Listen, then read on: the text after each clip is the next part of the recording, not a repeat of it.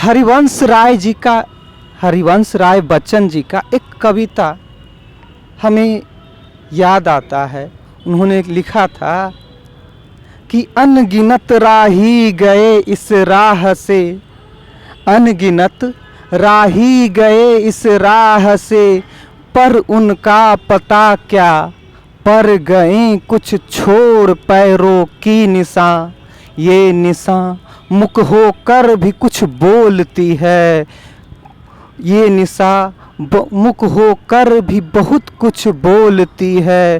खोल इसका अर्थ पंथी पथ की पहचान कर ले, पूर्व चलने की बटोही बाट की पहचान कर ले। आपको लगता होगा कि आज ये कविता क्यों? ये कविता हम इसलिए कह रहे हैं कि राजनीति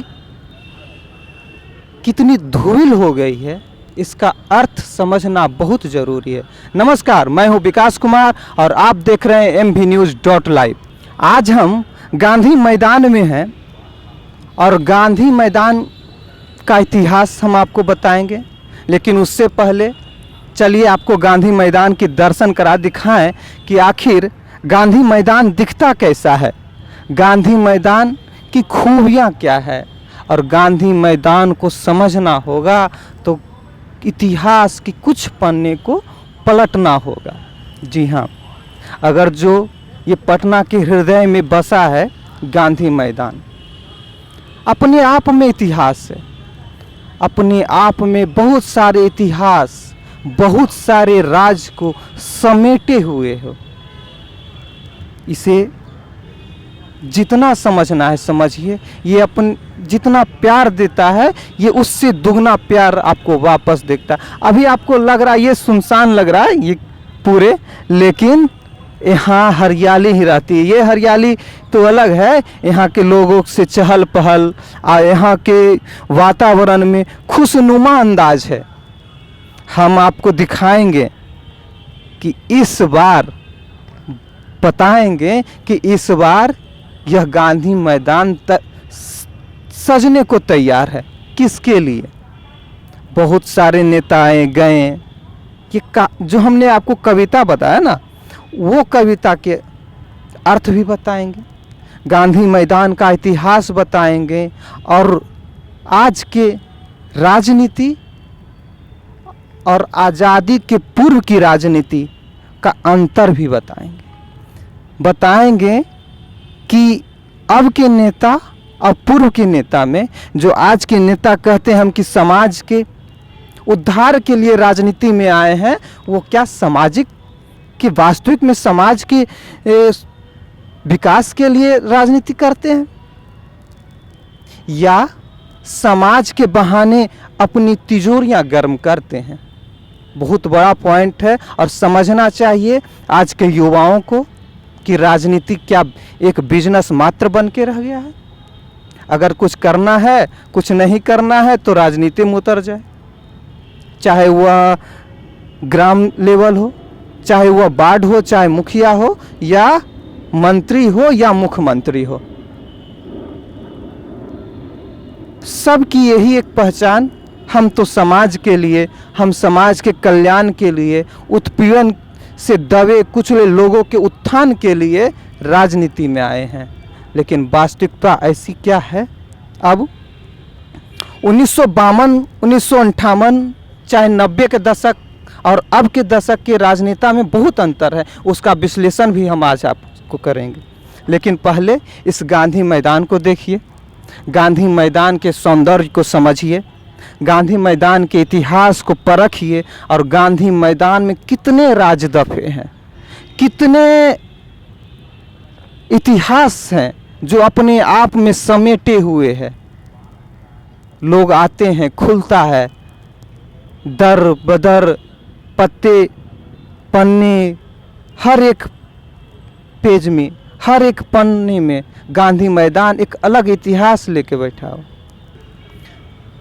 पटना के हृदय में बसा गांधी मैदान को अंग्रेजी शासनकाल में पटना के लॉन के नाम से यह जाना जाता था। बहुत सारे राजनीतिज्ञ आए, सुभाष चंद्र बोस हो या फिर मोहम्मद अली जिन्ना हो, जयप्रकाश नारायण हो या फिर नरेंद्र मोदी या नीतीश कुमार में क्या समानता है अगर जो पूछा जाए तो लोग अपने सर खुजलाने लगेंगे। लेकिन इन सभी का जवाब इसी गांधी मैदान में छुपा हुआ है। इन शख्सियतों की हम जब बात करते हैं तो इनमें एक यही समानता है कि इन्होंने अपनी राजनीतिक जमीन को मजबूत करने के लिए और पूरे देश में बदलाव के लिए इसी गांधी मैदान को चुना। यहीं से उन्होंने अपने राजनीतिक कैरियर का आगाज किया, अपने राजनीतिक जमीन को मजबूत किया, चाहे वह नरेंद्र मोदी हो, चाहे जयप्रकाश नारायण हो, नीतीश कुमार हो, चाहे कोई भी शख्सियत हो, अपनी राजनीतिक जीवन को, जमीन को यहीं से मजबूत करने के लिए पटना के इसी गांधी मैदान को उन्होंने चुने। कांग्रेस के खिलाफ भ्रष्टाचार, अत्याचार के खिलाफ लोकनायक जयप्रकाश नारायण ने संपूर्ण क्रांति की जो बिगुल बजाई वह इसी गांधी मैदान से बजाई। उन्होंने कांग्रेस के तानाशाही भ्रष्टाचार को लेकर यहीं से इसी गांधी मैदान से संपूर्ण क्रांति का आगाज किया। जब उनकी एक आवाज पर यहाँ जुटे 5 लाख लोगों ने पूरे देश में कांग्रेस की बिगुल बजा दी, कांग्रेस की तानाशाही के खिलाफ आवाज उठाया। पटना के इसी गांधी मैदान से जेपी का वह ऐतिहासिक रैली भी इतिहास के पन्नों में समेटे हुए है। इसी मैदान से जेपी ने आंदोलन शुरू किया। आज़ादी के पहले बांकीपुर नाम से पहचानने वाले इसी गांधी मैदान में सन 1938 में मोहम्मद अली जिन्ना ने कांग्रेस के खिलाफ पहला कांग्रेस अधिवेशन रैली को संबोधित किए। वो रैली भी इतिहास के पन्नों में दर्ज है इसी गांधी मैदान में। बहुत सारे इतिहास को अगर जो हम देखें तो लगता है कि गांधी मैदान अपने आप में एक इतिहास है। नरेंद्र मोदी की अगर जो बात करते हैं तो नरेंद्र मोदी जी को जब प्रधानमंत्री पद के लिए नाम प्रस्तावित किया गया तो उन्होंने इसी मैदान से, पटना के इसी मैदान से, गांधी मैदान से अपनी रैली को संबोधित किए और पूरे देश में एक मोदी लहर का छाप उन्होंने छोड़ा। बहुत सारे दौर आए, दौर गए, गुजरे, लेकिन यह मैदान आज भी अपने आप में कुछ समेटे हुए है। अब हम आज के दौर की बात करते हैं। 2020 का चुनाव है, चुनाव संपन्न होंगे। इस बिहार पे कौन राज करेगा यह सोचना बहुत दिलचस्प है और अभी कुछ साफ नहीं है। 1 मोर्चे, 2 मोर्चे, 3 मोर्चे, अब तो 3 बिहार की जनता 3 मोर्चों पे लड़ाई कर रही है। पहले तो था एनडीए महागठबंधन, अब लोग बट रहे हैं, उनकी वोट बैंक भी बट रही। 3 मोर्चों में इस बिहार की जनता को वोट डालना है। देखना होगा कि यह गांधी मैदान किसका इंतजार कर रहा है।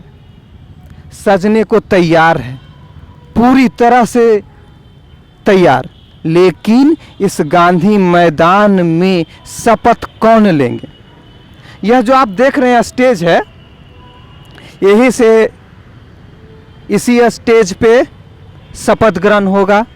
लेकिन किसका? एनडीए की अगुवाई नीतीश कुमार की यहाँ से शपथ लेंगे या आरजेडी की अगुवाई में तेजस्वी यादव? कहना बड़ा दिलचस्प है और अभी आप सोच भी नहीं सकते कि इस स्टेज पे आखिर कौन देगा, कौन बिहार की बागडोर को संभालने की शपथ लेंगे। आखिर इस स्टेज पे बिहार के राज्यपाल किसे शपथ दिलाएंगे? सोचनीय है और विचारणीय भी।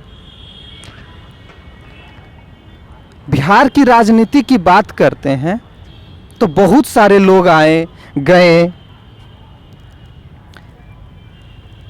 खुला दृश्य है, खुला मंच है और खुला भी राजनीति है। आज नहीं तो कल सब लोग आते हैं। हम ऐसी ही एक शख्सियत, एक मुख्यमंत्री की बात कर रहे हैं। आपको बताते हैं कि आज के राजनेता और पहले के राजनेता में अंतर क्या था। यहीं से, इसी जगह से एक राजनेता थे कर्पूरी ठाकुर, बिहार के दूसरे उप मुख्यमंत्री, 2 बार मुख्यमंत्री रहे, 1970 से 71 और 1977 से 1989। लेकिन 1970 से 71 और 1977 से 79 2 बार मुख्यमंत्री रहे, लेकिन उनका जीवन आज के राजनेता से कहीं सच्चा, सादगी और परिपूर्ण है। आज राहुल जी अपने फटे हुए कुर्ते के पैकेट को दिखाते हैं। आज के नेता अपने आप को बोलते हैं कि हम समाज के वास्तविक में सुधारक हैं, हम समाज के लिए काम करते हैं, हम अपने देश प्रदेश के लिए काम करते हैं। लेकिन आपको सोचना होगा, क्या ये वास्तविक है?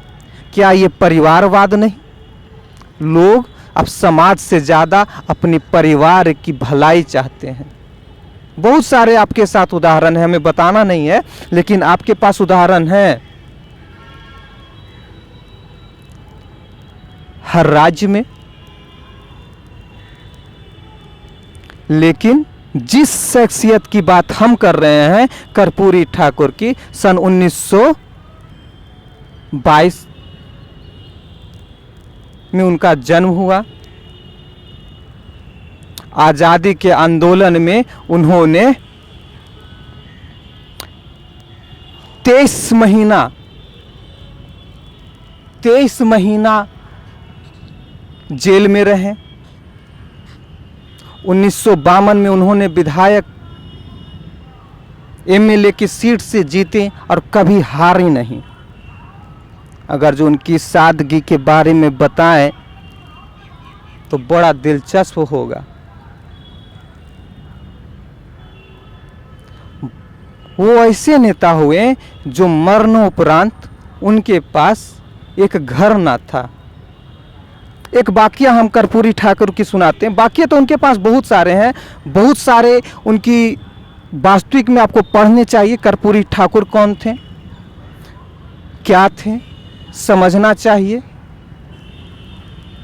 आज के नेता और उन पहले के, आज़ादी से बाद के नेता, आज़ादी के पहले के नेता में क्या अंतर है, ये आपको सोचना होगा। आज आप युवा हैं, वोट देने जा रहे हैं, लेकिन इस वोट की अहमियत को समझिएगा और जानिएगा कि आखिर हम किसे दे रहे, किसे चुन रहे हैं। क्योंकि आपका एक वोट आपकी 5 साल, बिहार की 5 साल की वस्तु स्थिति बताएगी। कर्पूरी ठाकुर का जीवन सादगी, सच्चाई में रहा। एक वाकया है कि उनकी बहनोई, जब 1977 में कर्पूरी ठाकुर मुख्यमंत्री थे तो उनकी बहनोई ने कर्पूरी ठाकुर के पास आए आवास पे उन्होंने कहा कि किसी तरह पैरवी करके हमें कुछ नौकरी दे दीजिए। कर्पूरी ठाकुर जी सोचे, फिर अपने जेब से 50 रुपया निकाल कर अपने बहनोई के दिए और बोले कि जाके इससे अस्तूरा खरीद लीजिए और अपना खानदानी पुराना पेशा चालू कीजिए। वो नाई थे और वो जानते थे कि हम कहीं भी रहेंगे, दाढ़ी बनाना, बाल बनाना, ये आप स्टार्ट किया। तो ऐसे विचार के थे कर्पूरी ठाकुर। वो अपने जब बेटे को लिखते थे पत्र, तो पत्र में सिर्फ यही लिखते थे कि कभी घमंड मत करना कि तुम्हारे पिताजी मुख्यमंत्री हैं। लोग आएंगे, बरगलाएंगे, बहकाएंगे, लेकिन कभी विचलित मत होना, इसका फायदा तुम्हें कभी नहीं मिल पाएगा। बाकी तो बहुत सारे हैं।